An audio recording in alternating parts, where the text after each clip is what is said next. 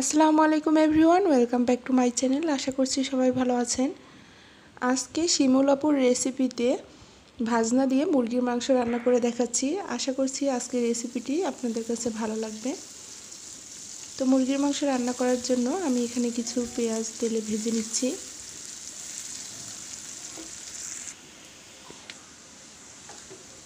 তো পেঁয়াজটাকে একটু ভেজে নিয়ে এখন দিয়ে দিব আদা রসুন বাটা।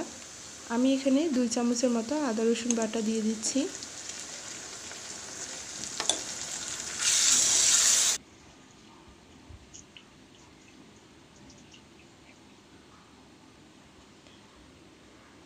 তো আদা রসুনটাকে তেলে ভেজে নিয়ে এখন দিচ্ছি লবণ, জিরার গুঁড়া, মরিচের গুঁড়া, হলুদের গুঁড়া আর দিচ্ছি গরম মশলার গুঁড়া।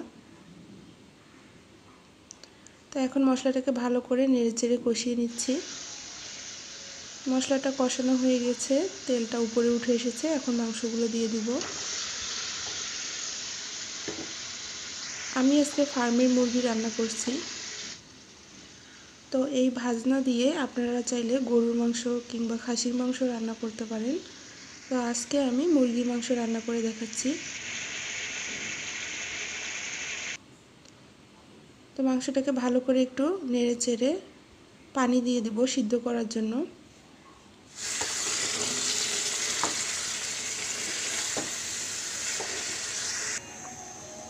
তো আমি পানি দিয়ে দিয়েছি, এখন এটাকে ঢেকে দিচ্ছি মাংসটা সিদ্ধ হওয়ার জন্য।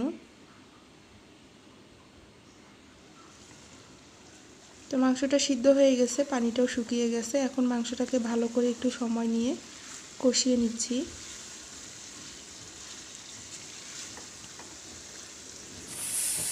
তো মাংসটা কষানো হয়ে গেছে, এখন আমি অল্প করে একটু পানি দিয়ে দিচ্ছি।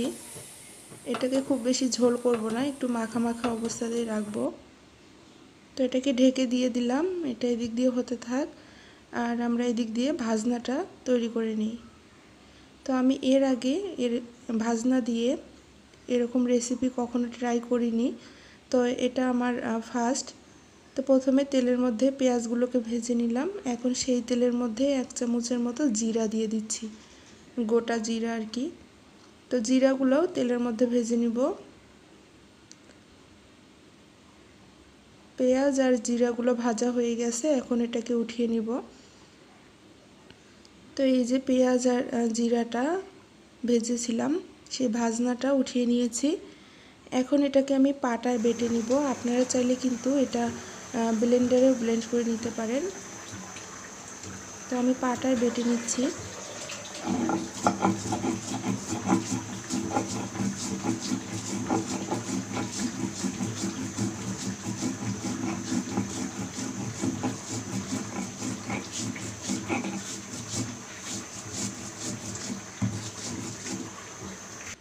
তো ভাজনাটা বেটে নিয়েছি, এটা দেখতে পাচ্ছেন এরকম একটু কালচে কালার হয়েছে।